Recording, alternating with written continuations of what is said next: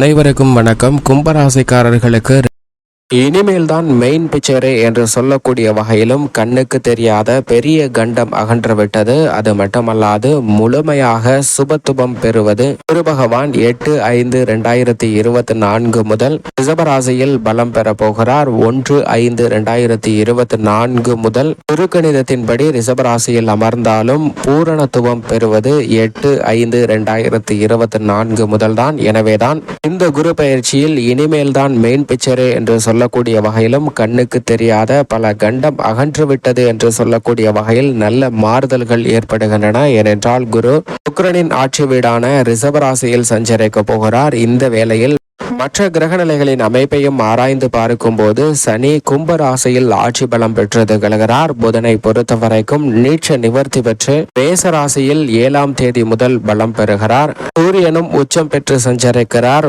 சுக்கிரனும் சுபத்துவ பாதையில் வலம் வந்து கொண்டிருக்கிறார். நிழல் கிரகமாக இருக்கக்கூடிய ராகு மற்றும் கேது சமபலம் பொருந்திய குரு மற்றும் புதனின் ஆட்சி வீடான கன்னி ராசியில் மோட்சக்காரகரான கேதுவும் குருவின் ஆட்சி வீடான மீன ராசியில் ராகுவும் தங்களது சஞ்சார தூரத்தில் பாதிக்கு மேல் கிடக்கின்றன. எனவே இந்த கிரகங்களால் ஏற்படக்கூடிய சிரமங்கள் குறைகிறது.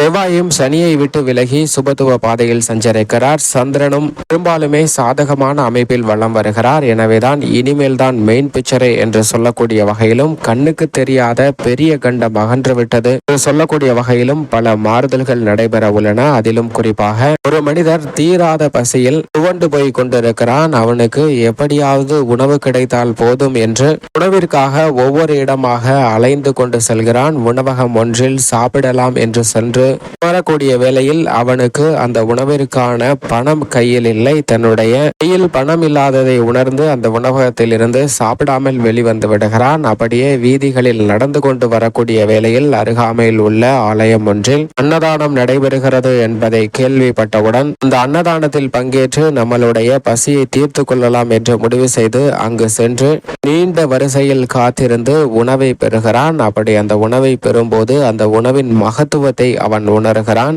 ஆனால் அந்த உணவை எடுத்துக்கொண்டு சாப்பிடலாம் என்று செல்லும் வழியில் பின்னால் இருந்த ஒரு நபர் அவர் மீது மோதி அந்த உணவை தட்டி விடுகிறார். தற்போதைக்கு அவர் கோபத்தின் உச்சத்திற்கே சென்று விடுகிறார். ஏனென்றால் தீராத பசியில் கொண்டு கொண்டிருக்கும் போது கையில் கிடைத்த உணவால் பசியை தீர்க்கலாம் என்று நினைத்த நிலையில் அந்த உணவும் பறிபோனதே என்ற ஆதங்கத்தில் தன்னுடைய கோபத்தை அங்கு வெளிப்படுத்துகிறார். ஆனால் உண்மையில் நடந்த நிகழ்வு என்னவென்றால் கழுகு ஒன்று தன்னுடைய இறைக்காக பாம்பு ஒன்றை தூக்கி கொண்டு செல்கிறது. பாம்பு அந்த கழுகிடம் இருந்து தப்பிப்பதற்காக தன்னுடைய விஷத்தை அந்த கழுகின் மீது கழுகின் கால்களின் மீது கக்க முயற்சி செய்கிறது. அப்படி முயற்சி செய்யும் போது அந்த விஷத்துளி ஆனது சரியாக இந்த நபர் வாங்கிய உணவில் விழுந்து விடுகிறது. இதை இந்த நபர் அறிந்து கொள்ளவில்லை.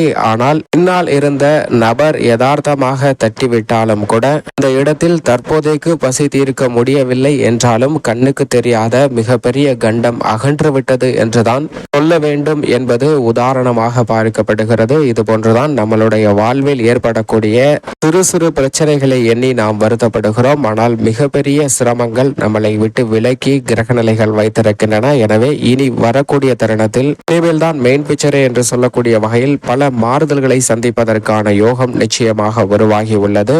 2 மற்றும் 11ஆம் இடத்தின் அதிபதியாக இருக்கிறார் குரு. தனாதிபதியும் லாபாதிபதியுமாக இருக்கக்கூடிய குரு மிகவும் வலுவாக மே 1ஆம் தேதி முதல் சுகஸ்தானமாகிய 4இல் அர்த்தாஷ்டக குருவாக அமர்கிறார். இனிமேல் தான் மெயின் பிக்சரே. இந்த 6 ராசிக்காரர்களுக்கு அமோகமான யோகம் என்று சொல்லக்கூடிய வகையில் எந்தெந்த ராசிகள் அமைகின்றன, அதில் உங்கள் ராசியான கும்பராசி உள்ளதா, கும்பராசிக்கு எப்பேற்பட்ட மாறுதல் ஏற்பட போகிறது என்பதை ஆராய்ந்து பார்க்கும்போது பொதுவாக குரு பகவான் நவகிரகங்களிலே முழு சுப கிரகமாக இருக்கிறார். ஏனென்றால் சுபத்துவ பாதையிலும் தோஷங்கள் ஏற்படாத வகையில் பல்வேறு வகையான நன்மைகளை மனித வாழ்வில் வாரி வழங்கக்கூடிய அற்புதமான கிரகமாக இருப்பவர் குரு மட்டும்தான். எனவேதான் வானியலின் அரசன் என்றும் அழைக்கப்படுகிறாருங்க. நவ கிரகங்களின் தலைவன் என்றும் அழைக்கப்படக்கூடியவர் நிச்சயமாக குரு பகவான் மட்டும்தான். அப்படிப்பட்டவர் மிகவும் வலுவாக இந்த தருணத்தில் மே 1ஆம் தேதி முதல் ரிஷபராசியில் வலுவாக அமரப்போகிறார். அப்படி அமர்வதால் இனிமேல் தான் மெயின் பிக்சரே என்று சொல்லக்கூடிய வகையிலும் இந்த 6 ராசிக்காரர்களுக்கு அமோகமான யோகம் உண்டு என்று சொல்லக்கூடிய வகையிலும்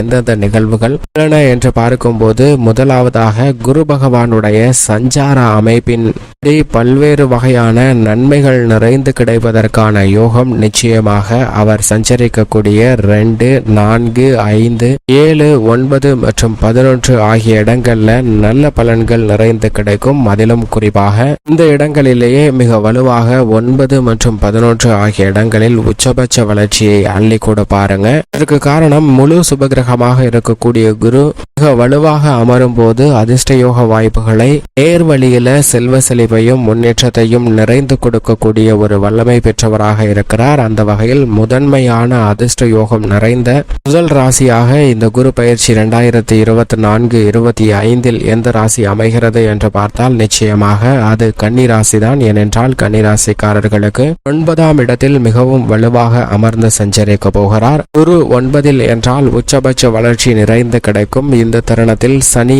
6 ஆட்சி பலம் பெற்றிருக்கிறார். ராகு மற்றும் கேதுவின் அமைப்பு சாதகமற்று இருந்தாலும் கூட மிக வலிமை வாய்ந்த குரு மற்றும் சனி ஆகிய 2 கிரக நிலைகளும் கன்னிராசிக்காரர்களுக்கு மிகவும் சாதகமாக வள வருவது அதிர்ஷ்ட யோகத்தை அள்ளி கொடுக்கக்கூடிய ஒரு அற்புதமான தருணமாக அமைந்துள்ளது என்பதை தெளிவாகவும் துல்லியமாகவும் உறுதிப்படுத்துகிறாருங்க. இரண்டாவது மிக முக்கியமான ராசியாக பார்க்கப்படுவது கடகராசி. அஷ்டம சனியின் ஆதிக்கம் இருந்தாலும் நிழல் கிரகங்களான ராகு வலுவாக 9ஆம் இடத்திலும் கேது 3ஆம் இடமான தைரியஸ்தானத்திலும் சஞ்சரிக்கக்கூடிய வேளையில் ராசியின் ராஜயோகாதிபதியாக இருக்கக்கூடிய குரு பகவான் கடகராசிக்காரர்களுக்கு லாபஸ்தானத்தில் அமர்வது உச்சபட்ச வளர்ச்சியை நிறைந்து கொடுக்கக்கூடிய ஒரு அமைப்பாகவும், அஷ்டம சனியின் பாதிப்புகள் விலகி உறவுகளுக்கிடையே பலம் பெறுவது மட்டுமல்லாது பொருளாதார ரீதியான சிக்கல்களும் விலகுவதற்கான நல்ல பல சந்தர்ப்பங்கள் நிறைந்த ஒரு தருணமாக கடகராசிக்காரர்களுக்கு மிகவும் சிறப்பாக அமைகிறது. அடுத்ததாக மேசராசி. மேசராசிக்காரர்களுக்கு ஜென்ம ராசியை விட்டு குரு விலகி தனஸ்தானம், குடும்பஸ்தானம், வாக்குஸ்தானம் என்று சொல்லக்கூடிய 2இல் அமர்வதால் எண்ணிலடங்காத நன்மைகளை சந்திப்பதற்கான சூழல் நிச்சயமாக உருவாகியுள்ளது. அடுத்த 1 ஆண்டுகளுக்கு சுமார் அதிரடியான பல சுப நிகழ்வுகளும் இல்லத்தில் மகிழ்ச்சியும் இரட்டிப்பாவதற்கான யோகம் நிறைந்த ஒரு தருணமாக தான் பார்க்கப்படுகிறது.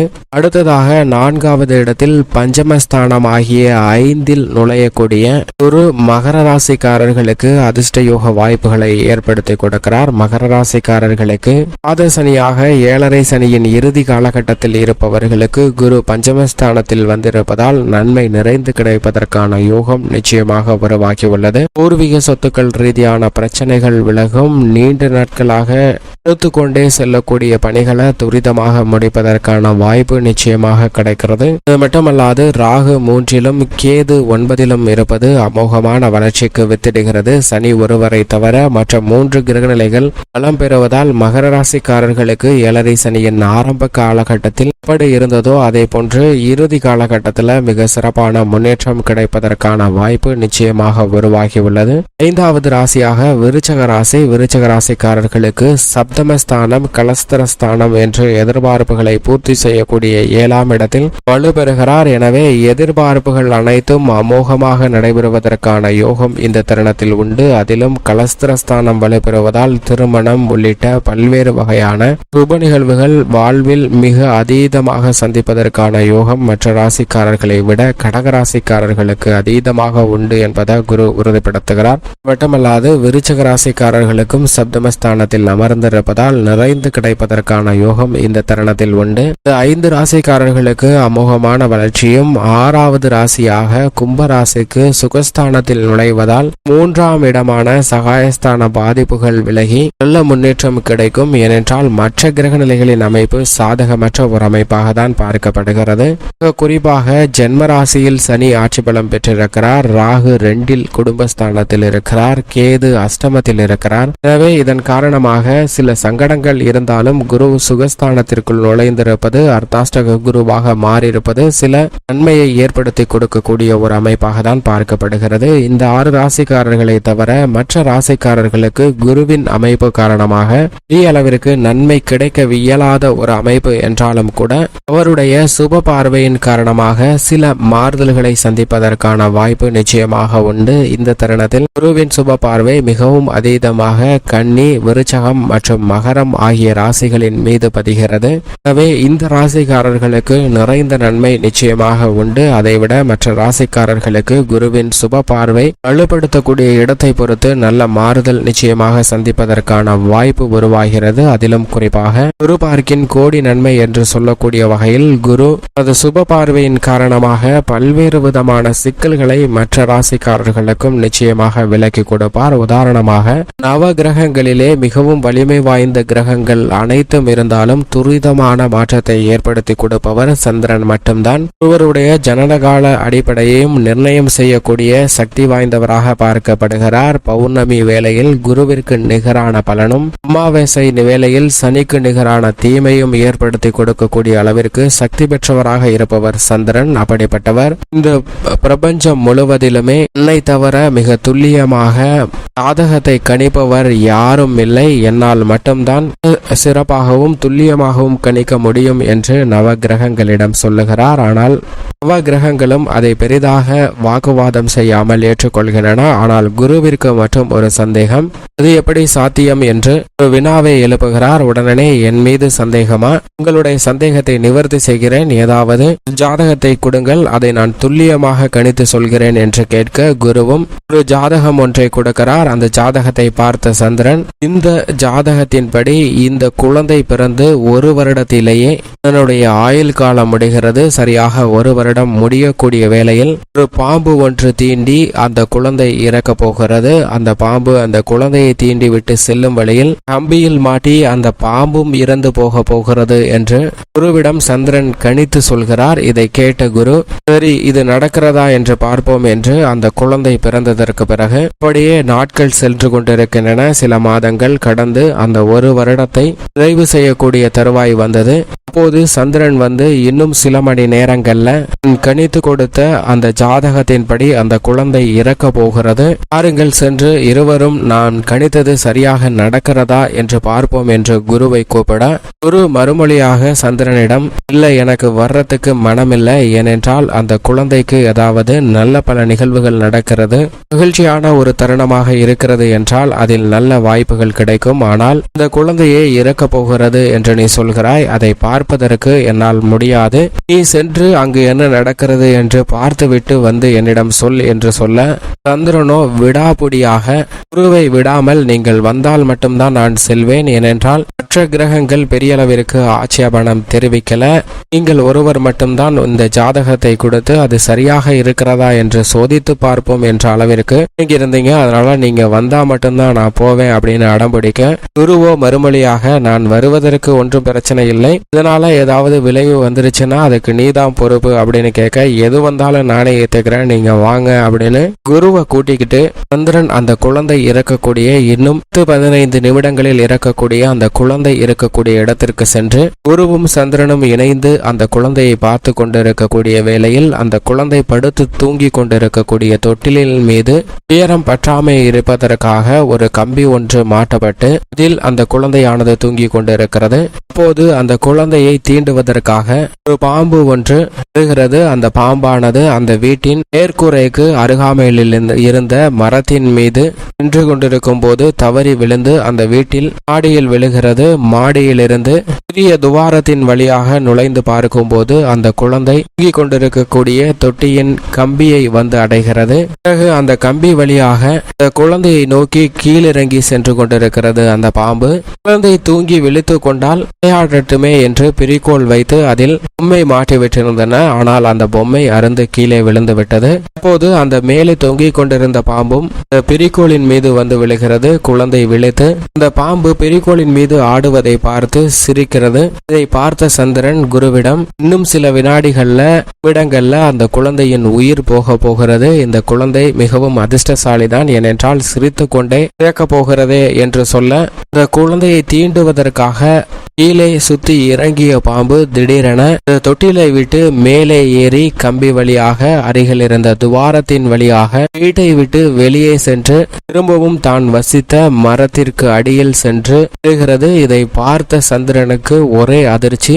எப்படி இது சாத்தியம்? நான் கணித்தது தவறாகவே முடியாதே என்று குழம்பி சந்திரன் அந்த ஜாதகத்தை எடுத்து வந்து திரும்பவும் பார்க்கிறார். அப்படி பார்த்தாலும் இந்த குழந்தைக்கு எந்த விதமான யோகமும் இல்லை. இந்த குழந்தை பிழைப்பதற்கான வாய்ப்பே சாத்தியமே இல்லையே என்று ஜாதகத்தை நன்கு அலசி ஆராய்ந்து பார்க்கிறார். அதற்கான வாய்ப்பே இல்லை என்பதை உறுதி செய்கிறார். மட்டுமல்லாது அந்த குழந்தையை தீண்டிய ஜீவராசியான பாம்பும் இறந்துவிடும், ஆனால் அதுவும் உயிர் பிழைத்து விட்டது என்ற குழப்பம் சந்திரனுக்கு ஏற்பட்டு குருவிடம் ஜாதகத்தை காட்டி இந்த குழந்தை பிழைப்பதற்கு எந்த வழியுமே கிடையாது, குரு பார்வை கூட இல்லை, எப்படி இந்த குழந்தை பிழைத்தது என்று கேட்க குருவோ மறுமொழியாக சொல்கிறார். கடைசியாக என்ன சொன்னாய் என்று கேட்க சந்திரன் குரு பார்வை கூட இல்லையே என்று சொன்னேன் என்று சொல்ல, ஜாதகத்தில் குரு பார்வை இல்லை என்றால் என்ன, நான் தான் நேரடியாகவே பார்த்து கொண்டிருக்கிறேன் என்று குரு சொன்னார். அப்போதுதான் சந்திரனுக்கு புரிகிறது, குருவின் பார்வை ஜாதகத்தில் இல்லை என்றாலும் நாம் தான் வம்பாக இழுத்து கொண்டு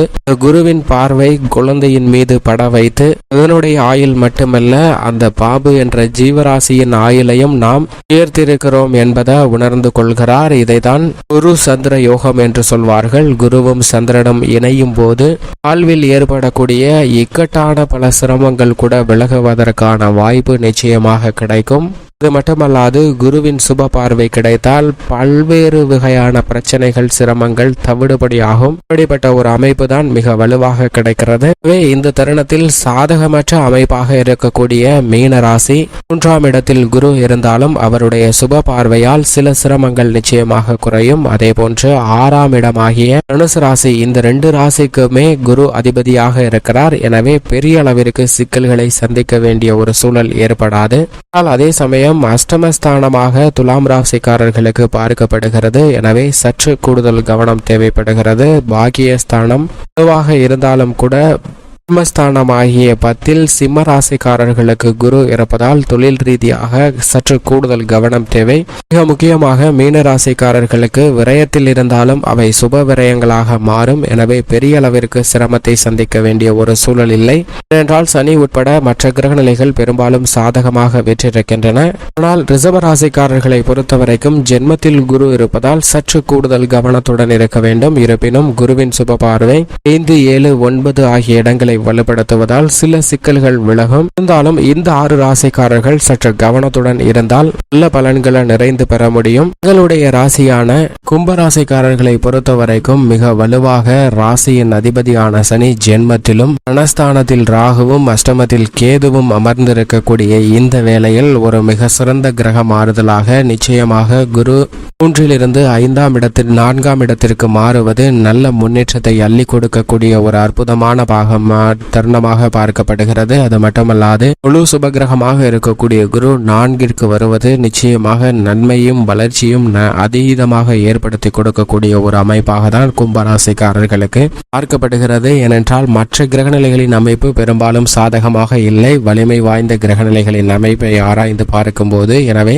குருவினுடைய இந்த மாறுதல் நல்ல மாற்றத்திற்கு அடித்தளமிடக்கூடிய வகையில் கும்பராசிக்காரர்களுக்கு அமைவதற்கான யோகம் நிச்சயமாக கிடைக்க போகிறது என்பதை தெளிவாகவும் துல்லியமாகவும் உறுதிப்படுத்துகிறது. இது மிக பெரிய அளவில் வரவேற்கத்தக்க அதிர்ஷ்டத்தை அள்ளி கொடுக்கக்கூடிய ஒரு அமைப்பாக கும்பராசிக்காரர்களுக்கு அமைகிறது. எனவே குதூகலமும் கொண்டாட்டமும் வாழ்வில் நிறைந்து கிடைக்கக்கூடிய வகையில் பல்வேறு வகையான மகிழ்ச்சிகரமான சுப நிகழ்வுகளை சந்திப்பதற்கான யோகம் நிச்சயமாக கிடைக்கிறது. அது மட்டுமல்லாது குரு பார்க்கின் கோடி நன்மை என்று சொல்லக்கூடிய வகையில் குருவின் சுப பார்வை 8, 10 மற்றும் 12 ஆகிய இடங்களில் பதிகின்றன. குரு 8ஆம் இடம் ஆகிய அஷ்டமஸ்தானத்தை 5ஆம் பார்வையால் பார்ப்பதால் அஷ்டம பாதிப்புகள் விலகுகிறது. திருமணம், புத்திர பாக்கியம் உள்ளிட்ட பல்வேறு விதமான சுப நிகழ்வுகள் 7.5 சனியின் நடுப்பகுதியாக இருக்கக்கூடிய ஜென்மராசி சஞ்சார காலகட்டத்திலும் நடைபெறுவதற்கான யோகம் உண்டு. நீண்ட நாட்களாக தீர்க்க முடியாத பல பிரச்சனைகள் தீர்வுக்கு உள்ளாகும். அஷ்டம பாதிப்பால் வருமானம் மற்றும் கொடுக்கல் வாங்கலில் ஏற்பட்ட சிக்கல்கள் விலகுகிறது. 10ஆம் இடத்தை சப்தம பார்வையால் பார்ப்பதால் இந்த தருணத்தில் உத்தியோக ரீதியாக உங்களுடைய எதிர்பார்ப்பு பூர்த்தியாகும். புதிய வேலை வாய்ப்பு, வெளிநாட்டு வேலை வாய்ப்பு, உத்தியோகம் சார்ந்த சலுகைகள் என அனைத்தும் மிக சிறப்பாக அமைவதற்கான வாய்ப்பு நிச்சயம் கும்பராசிக்காரர்களுக்கு உண்டு. தொழில்துறை ரீதியாக மிகப்பெரிய அளவில் முதலீடு செய்ய வேண்டாம். ஆனால் திட்டமிட்டு சரியான முறையில் பணியாற்றக்கூடிய விஷயங்கள்ல மிகப்பெரிய அளவில் நல்ல வளர்ச்சியும் முன்னேற்றமும் நிச்சயமாக கும்பராசிக்காரர்களுக்கு கிடைக்கிறது என்பதை தெளிவாக உறுதிப்படுத்துகிறாருங்க குரு. அது மட்டுமல்லாது விரயஸ்தானத்தை குருவின் சுப பார்வை பதிவதால் விரய செலவுகள் கட்டுக்குள் வரும். ஆரோக்கிய தொல்லைகள் விலகி நல்ல முன்னேற்றம் நிறைந்து கிடைப்பதற்கான யோகம் உருவாகிறது. இந்த தருணத்தில் கலைத்துறையில் பிரம்மாண்டமான படைப்புகளை கொள்வதற்கான யோகமும் அதன் மூலமாக லாபம் நிறைந்து பெறுவதற்கான வாய்ப்பும் நிச்சயமாக உண்டு. அரசியல் சார்ந்த பணிகளில் மக்கள் மத்தியில் செல்வாக்கு அதிகரிக்கிறது. தேர்தல் வெற்றிகள் உட்பட பல்வேறு விதமான நன்மை நிறைந்த வாய்ப்புகள் இந்த தருணத்தில் மிகவும் அபரிவிதமாக கிடைப்பதற்கான யோகம் கும்பராசிக்காரர்களுக்கு உண்டு. மாணவரின் கல்வியில் நல்ல முன்னேற்றமும், விவசாயம் சார்ந்த பணிகளில் ஏற்படக்கூடிய சிக்கல்கள் தடைகளை விலக்கி பணிகளை மிக சிறப்போடு செய்வதோடு மட்டுமல்லாது நல்ல வளர்ச்சி நிறைந்து பெறுவதற்கான வாய்ப்பும் இந்த தருணத்தில் உண்டு. கால்நடை வளர்ப்பிலும் எதிர்பாராத நல்ல முன்னேற்றம் கிடைக்கும். பெண்மணிகளின் நலனுக்கு பொறுப்பேற்ற குரு சுகஸ்தானத்தில் இருப்பதால் பெண்மணிகளுடைய எதிர்பார்ப்புகள் அற்புதமாக பூர்த்தியாகும். சின்ன சின்ன தடை அலைச்சல் இருந்தாலும் காரிய வெற்றி நிறைந்து கிடைக்கும். பெண்மணிகளுக்கு மேலும் சாதகமாக மாற்றிக்கொள்ள நிச்சயமாக கும்பராசிக்காரர்கள் வாரத்தில் ஏதேனும் ஒரு நாள் விரதம் இருந்து அருகாமையில் உள்ள ஆலயம் சென்று தீபம் ஏற்றி வழிபாடு செய்யுங்கள். என்றால் குரு பயிற்சி துவங்கியவுடன் ஆலங்குடி திருத்தலம் சென்று ஒருமுறை குரு பகவானை தரிசித்து வாருங்கள். அர்த்தாஷ்டக குருவால் நல்ல பலன்கள் தங்களுடைய வாழ்வில் நிச்சயமாக நிறைந்து கிடைப்பதற்கான யோகம் கிட்டும்.